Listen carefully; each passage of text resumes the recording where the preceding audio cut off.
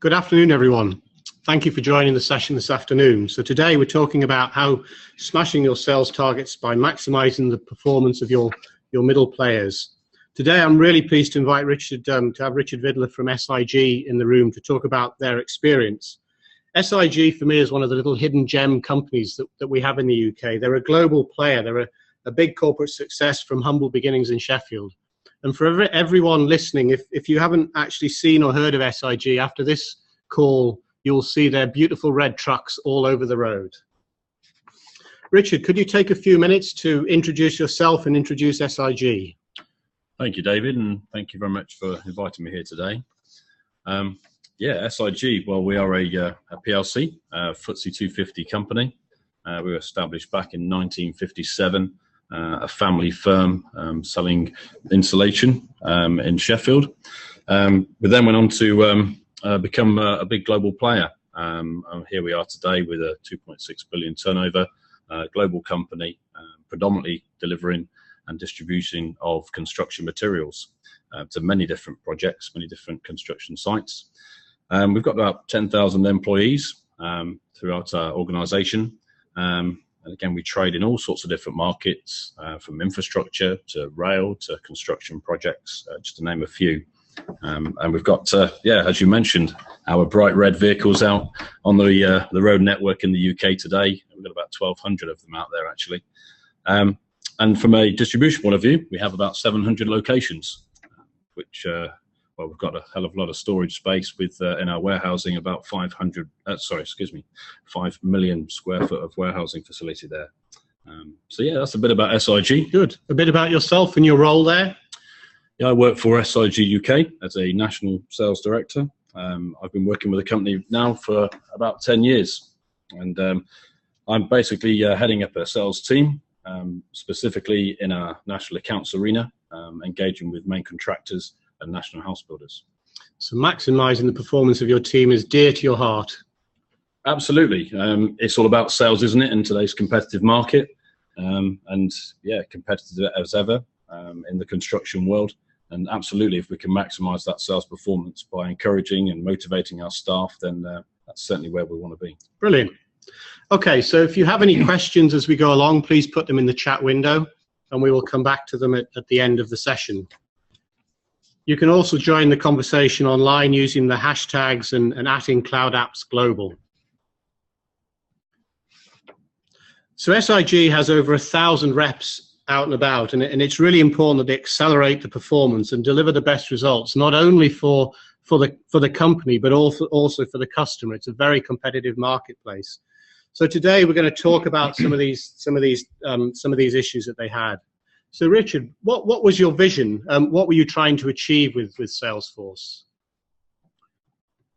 Well, we started off looking at a CRM tool, fundamentally to measure and track and support and look at our conversion of our opportunities and really make those into successful winning orders for our business.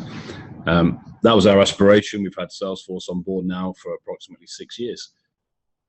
So what we actually set out to achieve is get Salesforce as a fundamental part of our salespeople's life, and that would enable them to do things better and faster and fundamentally change their behaviours. So when you approached this project, did you think one size fitted all? Was this one sales solution the same for everyone in the business, or is it used in different ways by different people? We have many departments and many brands within our group of companies, and we started to look at the whole cross-section of people that Salesforce could actually be part of their life.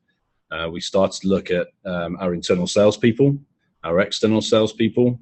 We started to look at our marketing teams and other functions around the business. So very much of a widespread, different types of job roles that we first engaged with Salesforce. And when you began to implement this, what made you begin to look at behaviours? Because surely that when you put a system in like Salesforce, it's just about implementing and training. But we talk a lot about getting the behaviours right. Do you want to tell the listeners a little bit about that, and particularly some of the insight into your top performers? Yeah, we've been a business very much supporting in training, training our skill set, looking at product training, and our knowledge of our people. So, we can talk the same language and the right language out with our customers. What we really wanted to try and achieve is look at how potentially we could maximize our opportunities and how we can close orders and close them into something that's going to win some great value for our business. But secondly, we really didn't have a measurement of understanding potentially some of those that we lost and to who and why. So Salesforce and that kind of process came into play to try and enhance and support that. So as you start to manage your team, what I'm hearing, what I'm understanding there, this isn't just about managing them by the deals that they've closed. You want to get under the skin of the behaviours, the things that they're doing. Absolutely. We're looking at our own people and the way they act. We've got our brilliant performers, the guys out there who are very well trained and very successful in what they do with the relationships with the customers. We're looking at all the whole cross section from start to finish, from our young trainees, if you like, coming into our business. So what sort of behaviours did you want the team to exhibit more frequently? We started looking really at what training our salespeople have, and also to identify that sales journey. And that was really a fundamental point of something that we're looking at very closely today, of that the processes, really. That's the area really that we want to get to grips with, that start to finish, from that concept of approaching a customer all the way through that sales cycle. So when we had the session with Click a few weeks ago, Chris from Click talked about quality, not just the quantity of things people were doing. Is that the same in your environment? Yeah, it's extremely similar. Quality of data, quality of our inquiries, quality of our people is fundamentally what SIG are trying to achieve now. And once we have that quality at the core and we measure that and we've got some great intelligence, then we can do something with it. We're very much moving into a style of coming out of selling products into selling solutions for our customers, really understanding their needs and what actually our customers want. And then fundamentally getting involved at the front end in that sales environment to give them what they need. So Stuart from eBury last week talked about getting behind the KPIs. They had a culture of moving away from just looking at endpoints to what were driving those KPIs. So it sounds similar here. It's more important to understand the journey, the things that the salesman's doing along the way, not just the, hey, I've closed the deal. Yeah, I think we've moved on, I suppose, in our construction business so much now into not so much of a competitive price as something more behind that, and because we are a group of companies, if you like, a group of SIG brands, the cross-selling piece, the upselling piece is really important. We focus on a project, not just about a particular element of that or a product, to share that wealth and intelligence, and a place to record that of quality is absolutely where we are. So I suppose really to sum that piece up, it's all about collaboration. It's all about joining our business streams together to become stronger. And as you build out that collaboration and the business becomes stronger, what's the impact on the customer? Where does it make an impact on the bottom line? Are you getting better deals because of this way of working? We're getting better deals, but I think what we're doing, we're getting the right deal, and I think also we're getting that a little bit of commitment, dare I say it, from our customers. We're getting repeat business. We're actually entering into partnerships with our clients now, as opposed to we're just another supplier of materials. That's interesting. So what results have you seen so far? Well, the first piece is all about our top performers, right? The best of the best. We've got some brilliant guys, very experienced guys in our business. They know what they're doing. They've been around in our industry for a long time, and they're going to keep doing what they're doing. The focus on this whole process here is about understanding the middle sector, and if we can actually get our top performers showing what they do really well, then the other people can learn what they do, and then also encourage their colleagues to actually be more like them. So Chris from Click talked similar about learning the behaviours of the top performers, and he said it was crucial in their coaching and how they drove the coaching agenda. Do you see this happening as well? Do you see managers using that knowledge to coach other people in the team? Yeah, the focus on managing teams now is is really, really important in SIG. It's all about, that coaching, encouraging, leading by example, taking the best case scenarios, looking at the best of the best, wrapping that up and modeling that through our training programs. And within SIG, we have our own training academy.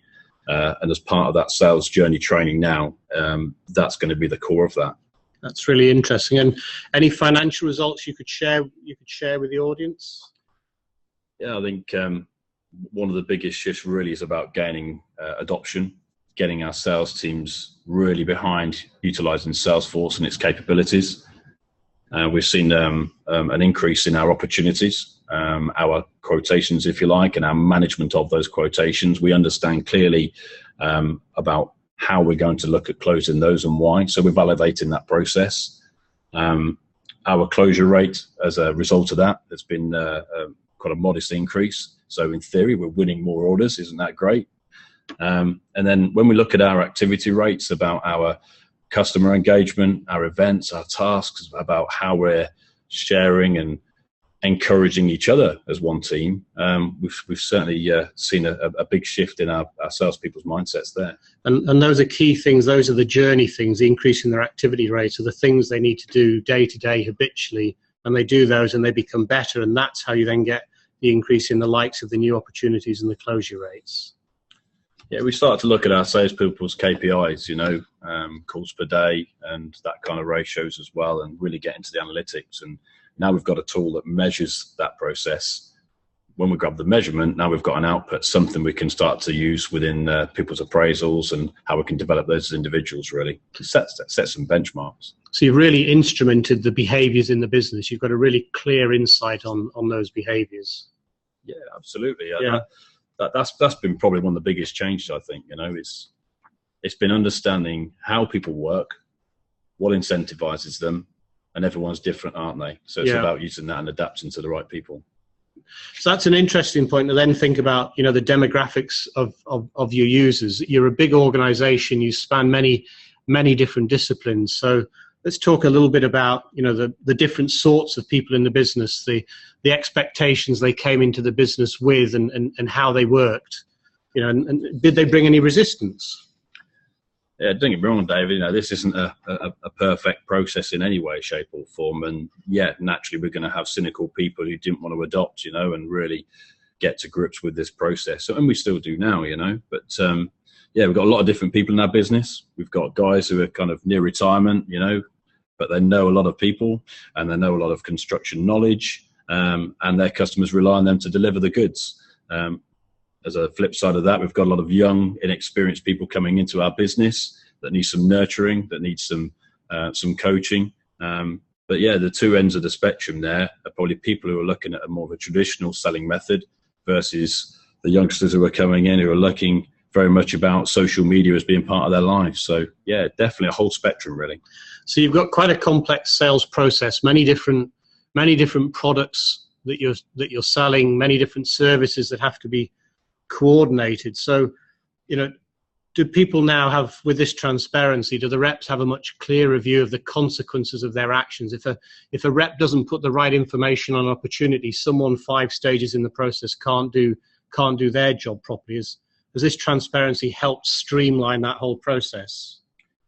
Yeah, absolutely it has. One of the big things really in that is about understanding our different styles and types of people we have in a business. And I think the focal point there is about what's in it for me, to get our staff absolutely motivated behind this kind of process. We've really got to get to grips with that. What's in it for me? And we heard something similar from eBay last week, where they said where their 2 sales processes joined together, it was now much clearer to the people at the front end of the process why they had to do things. It may not have impacted their job, but it was really, really important for the next job. So that's interesting to hear this as well. So what's next? What's next for SIG and this sales journey that you've got? Well, I don't think there's any end point, to be honest, David. I think we've achieved the first phase of this method. I think where we are today is about keep doing the great things and keep on nurturing and supporting our staff, recognizing and rewarding, that great behaviour. I think there's a bit of refinement that's still needed. There's no question there. But one thing that we've really tried to encourage now, and we've identified the super users, as we've called them, is about utilise those people to pull through others. So we've got this kind of train the trainer kind of scenario going on now in our business. Yeah. So it's interesting with John from the post office last week. He talked about the champions, and if you listen back to the session, he said it can be a bit lonely being at the top. It can be a bit lonely being a champion, but this whole approach saw people, the champions, reaching down and helping out. Is that what you're saying? Is that what you've seen? Is that a similar thing for SIG? Your super users are now engaged in helping others become like them? Yeah, there's a psychological point here. I think it's. I think that the change in the relationships, I think, between our staff, between the people, that's been quite apparent. Because we steer a very widespread business, looking at lots of different product sectors, lots of different sales methods to physically deliver the goods. There's one common goal here, and fundamentally that's that highlighting the best in class and really starting to challenge the way that we're going to be gelling together as one team. That's interesting. I'm sure many listeners would like to know what would you do different? It sounds like you're in a reasonably good place, but what would you do different? What would you have done different along this way? Well, I think where we are today about the way that we are focusing our business is very much within our brands, the individual business streams that we have, and those clusters very much compete against each other. One of the biggest changes that we are looking to implement very soon is about probably turning that on its head a little bit and saying, okay, well, let's look at all external sales representatives, in theory, all doing a similar kind of role. So let's start to look a little bit differently, and let's change that competition. Let's just change the edge a little bit. So that's kind of really where we're looking to. That's only going to encourage our staff to work closer together, and likewise gel as one and work in a consistent and coordinated manner. Excellent. Good. Let's just check if there's any questions. How big is your field sales team? Okay, good question. Our field sales team, we've got something in the region of about 1,000 people that are what I would term as customer-facing salespeople. Yes, we have, I'll probably suggest something in the region about 450 external sales guys out there from different disciplines of our business. But yeah, probably about 1,000 people in theory are engaging with customers face to face at any one time throughout a period. Right, and lots of red vans to go with them. Well, I suppose, define salesman, David. I mean, we've got 1,200 vehicles, and let's look at those 1,200 lorry drivers. In theory, they are customer facing people too. Everyone is. Could you talk a little bit about your overall sales approach? You were telling us just before we started, tell me a bit more about your sales methodology. Could you talk a little bit more about that? Yeah, our methodology in SIG is very much in 4 particular phases. We've got to get the strategy right. There's the first thing. Okay, so a clear, defined strategy, and that comes from SIG UK, and that gets delivered out to our business streams. And the second point there is about the structure. That's our people, and having the right people in the right places and in the right locations to deliver the right job. The third piece is all about the processes, and that's really where we've started to focus on behaviours to make sure that our staff know exactly what they're doing, and that procedures and all that sort of thing comes into play. And then finally, that deliverable. We are a sales organisation. We have to deliver. That's interesting. Another question is this kind of change of working. How did you launch it? How did you go out to the sales team and tell them about it? Well, back in April this year, we had our UK sales conference in Birmingham, and we gathered together. It was nearly just shy of 1,000 people in the same room at the same time. And part of that conference was to actually deliver this message about our sales journey, about the importance of our CRM tool to be the basis and the go-to point for all of our activity around our sales teams. Big event, big challenge, quite nerve-wracking on stage in front of those guys, but but yeah, that whole piece was all about how we can work together, and the themes behind it. That absolutely, how can we make that boat go faster, as the theme was at the time. And it was really clear to everyone there, this was about changing behaviours. This wasn't just another training exercise. This was something a little bit different, but they embraced it. You put a theme around it. Yeah, and I think the uptake of that really was to start to challenge and really make these guys think about doing something a little bit differently. I suppose we can all get into a little bit of a rut and a little bit of a way of working that kind of fits because it may get a little bit comfy. But yeah, I think it's all about really challenging our way of working. Cool. So the last question then, how do you encourage your salespeople to fill the information in, and do your sales managers use the information? Two great questions. I'll answer them both. How do we encourage our salespeople to fill in information? Well, firstly, it's all about that setup. We've got to get the right tools. We've got to get the right mobile devices. We've got to get the right laptops. We've got to get the right connectivity. So actually enabling our staff with the right pieces of kit to do that job is fundamentally the start. And then it's all about encouragement, really, and it has to come top down. We've got to get our directors, our stakeholders into it. And if they start doing it, then the managers will start doing it, and then the staff will start doing it. And then we start to see the benefits that come from that. And all it takes is just one little opportunity that's hanging off a project record. That project then expands out to another business and another sales guy, then they get it, So, yeah, encouraging is certainly one thing. That's very much what we're all about. We're all about recognizing that commitment and fundamentally putting some incentives and rewards around it. So very much on the positive side as opposed to kind of the big stick, because that's never really going to work. So motivating people at each stage to do the right things and rewarding them as they do them. Yeah, definitely. And you know what? The sales managers, absolutely, they've got to be behind it. They're only as good as their weakest team members. So it's really important that the sales managers absolutely get to grips with it. Yeah, good. Check any more questions? I don't think there are. So three things to take away then. How do you currently coach your sales reps, and is it sufficient? Do you have untapped potential, in your middle performers? Do you have a pool of people in the middle that if you could just make them 5 or 10% more effective in what they're going to do, the business would improve dramatically from it? And is your adoption and your return for your Salesforce investment good enough? So three things to take away. So it just leaves me to thank Richard and thank SIG for participating today and bringing great insight to us in what we're doing. So I invite you all to join us in 2 weeks' time, where Mark Fellows from New Voice Media will be talking about, how do you get early insight of your sales performance? How do you use some of these leading indicators to really get insights to how well your business is going to perform?